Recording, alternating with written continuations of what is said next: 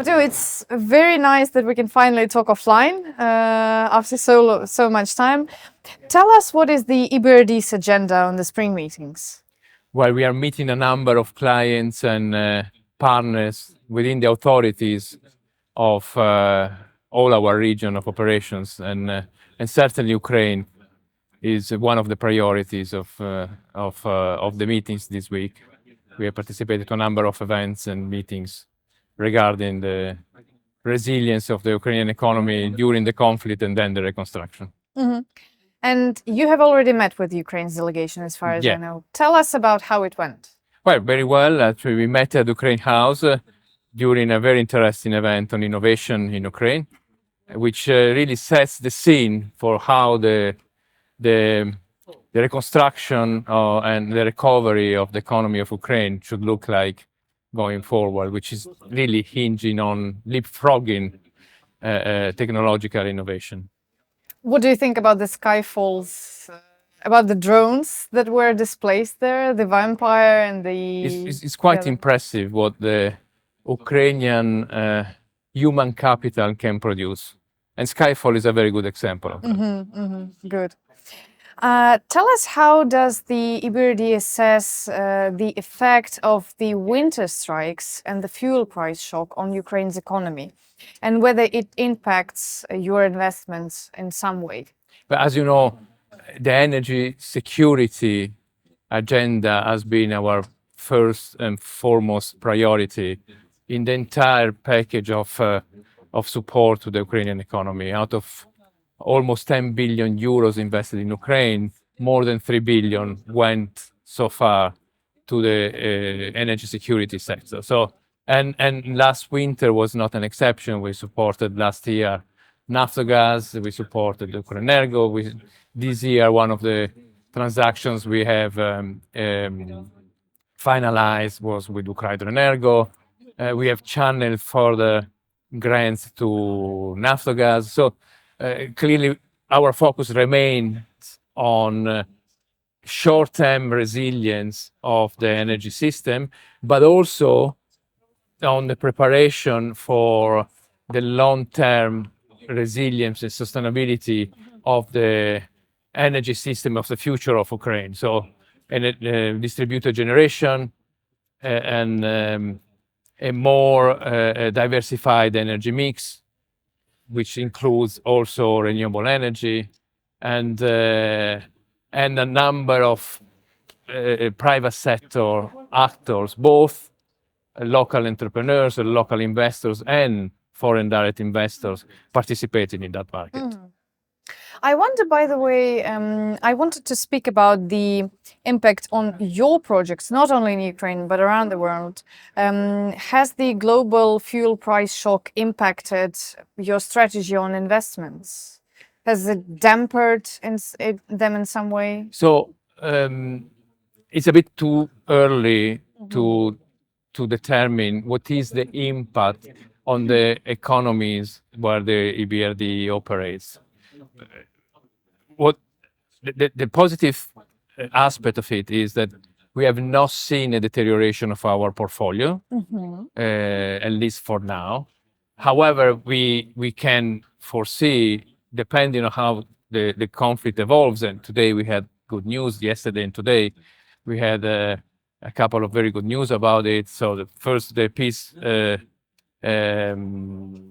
the ceasefire on Lebanon, and then the opening of the Hormuz Strait today.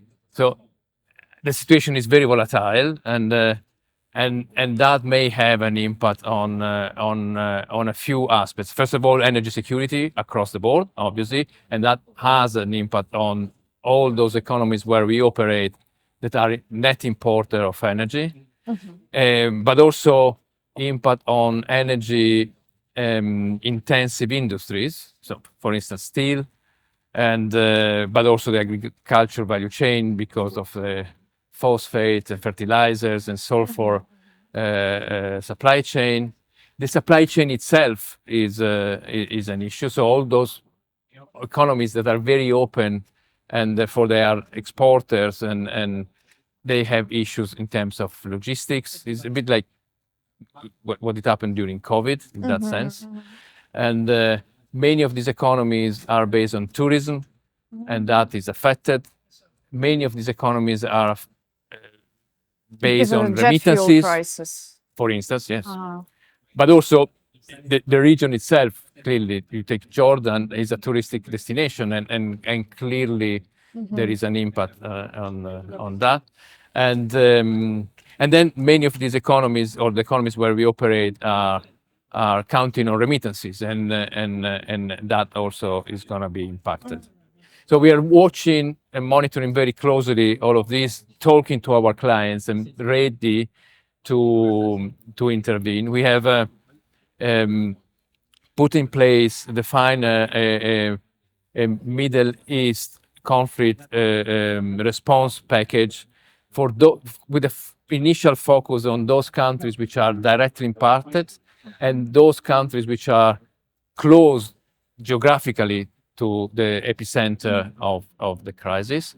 And those are obviously Lebanon, Jordan, Iraq, and West Bank, where we operate, and but also Turkey, Egypt, and the South Caucasus, in particular Armenia and Azerbaijan, and we foresee to invest about 5 billion euros in these countries in 2026.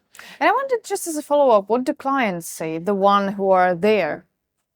Well, they are monitoring themselves the situation, and clearly there is a need for reconsidering some of the projects, not on a risk base, but for instance, those clients that were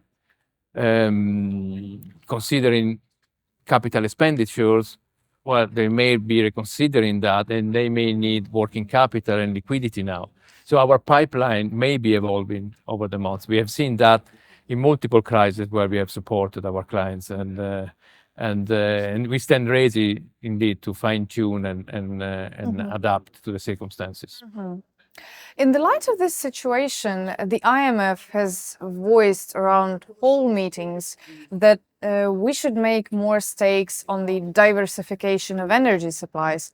And this is something the EBRD has put the bet on, because you also invest, well, again, if we take Ukrainian projects, you also invest a lot in renewables.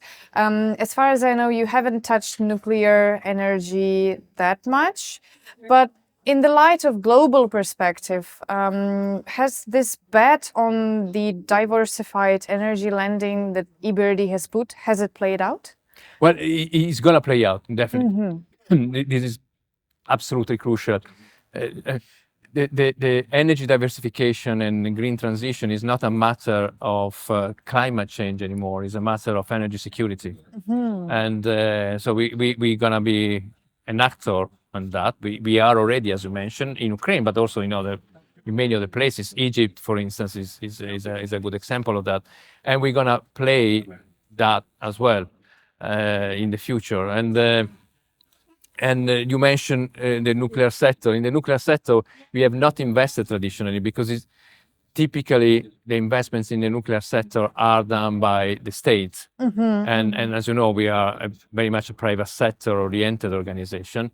Plus, these projects are huge and they require tickets of investment, which are really not compatible with the kind of projects that we do. However, we do have a very strong expertise in nuclear safety.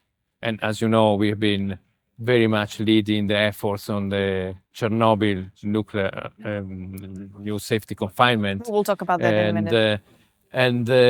And where we can engage is nuclear safety aspects of extension of life of existing nuclear power plants. And we are also obviously watching the developments on the SMRs, the small and medium reactors, because those may involve private sector investments. The projects are a bit smaller in size, and they can be fitting also our investment strategy. A slightly, I would say, provocative follow-up, but we understand that there is a need there's a social meaning of this energy diversification, but can one earn on it? What about profits? What about the return on investments? Are they Well- justified? Well, absolutely. I mean, first of all, it depends really on the volatility of the fossil fuel markets. If the oil is at $60 per barrel is one thing. If it goes up to 120, 130 is a different thing. And the technology in the renewable energy sector has improved dramatically over the years, and the cost of production of renewable energy sources has gone down. And so there are a number of considerations related to the financial and economic returns that make the choice of renewable energy a positive one within a well-diversified energy mix. Well, then you also mentioned the Chernobyl anniversary, and EBRD is getting ready for this, and you have the long-standing cooperation in the Chernobyl issue. Can you tell us any updates on this project after the drone strike happened last year? Yeah. So first of all, I'm gonna be in Chernobyl at the end of next week, and exactly for the anniversary. And for us, this accident is of particular concern because there is a risk of increased corrosion of the system, which would compromise the system if the issue is not dealt with in an appropriate length of time. And that requires a significant investment. Initial preliminary estimates point to €500 million. And we are indeed talking to a number of stakeholders to see whether we can raise that amount of money and create another project in order to fix the issue. And obviously there are a number of competitive priorities in Ukraine and worldwide, but I think this is actually a very important one to take care of. Can you disclose any details about this 1.4 billion project? Will this be a rebuilding of the existing shelter? 0.5 billion. Oh, 0.5. Oof, 0.5 It's already quite a significant amount of money. but it's still a lot. But what's inside this box? Is this the repairment? Is the repair of the... But obviously, it's not an easy environment where to conduct civil works. And you may remember that also the safe confinement was a very difficult project from a technological standpoint. And so we are operating in a very difficult environment because of the accident in 1986. Now the war is raging, so it's also more difficult to operate there, and therefore the cost of conducting that operation, which is very delicate, are particularly significant. And are there any stakeholders ready to participate in the actual? Well, hopefully. And what about the Ukrainian government? Are you in touch with them? Right, definitely, we are in touch with the Ukrainian government, and what is their feedback? Well, they are very much concerned as well, clearly, and I mean, things are fine now, but we don't want that the work that we have conducted over the last many years to be compromised because of a drone attack. Well, yeah, I understand. We still have 5 minutes, so I guess that we can then wrap it up with the EBRD plans towards the end of the year for Ukraine, first and foremost. Which projects are under your highest priorities, and maybe again these latest economic developments have updated some of your plans? So first of all, let me tell you, so last year we deployed 2.9 billion euros, 86 projects, 78 of those projects in the private sector. we want to continue that trend. That was a significant increase compared to the previous year. So we want to continue supporting the private sector as much as we can, and looking also after the major SOEs if there is a need for further support, in particular in the energy sector. And we have invested already 600 million euros in the first 3 months of the year. And and the pipeline is actually pretty promising in that sense. The Ukrainian economy is very vibrant, and the private sector is extremely. I mean, we discuss startups, but also very established companies are very much active, and many of them are expanding, many of them are exporting, and so it is promising, and is an important source of fiscal revenues for the Ukrainian government, and that's how we plan to continue supporting the real economy. So I think it's more of the same. It's going to be energy security. It's going to be targeted infrastructure development, in particular in the regions at local level. It's going to be agribusiness value chain. It's going to be private sector, and it's going to be trade support. Mm-hmm. I wonder, when speaking to EBRD, we're usually touching the issue of state-owned enterprises. But still, yes, the majority of your lending is to the private sector. And you have already mentioned some feedback on working with them. But for example, I remember last year you signed funding to Nova Poshta, to Jednis Group, to other Ukrainian companies. What is your feedback on working with them? And are there any unique traits of Ukrainian entrepreneurs that might make them, I don't know, unique on their own, or anything else? I think it's humbling working with them. It's humbling working with entrepreneurs. It's humbling working with corporates, but it also is humbling working with our partner financial institutions, because what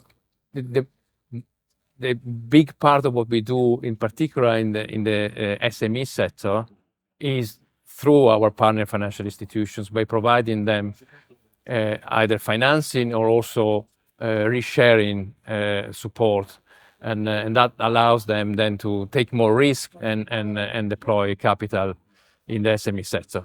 When it comes to local entrepreneurs, look, it's really inspiring to work with them, and the fact that Ukraine continues resisting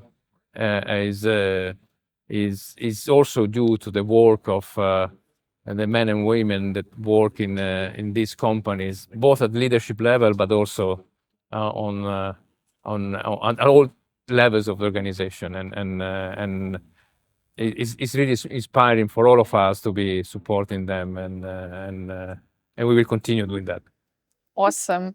Is there any last message that you might think you want to pass to? Well, I'm looking forward to be again in Kiev in 10 days' time, and looking forward to see clients and friends there, and continue our work.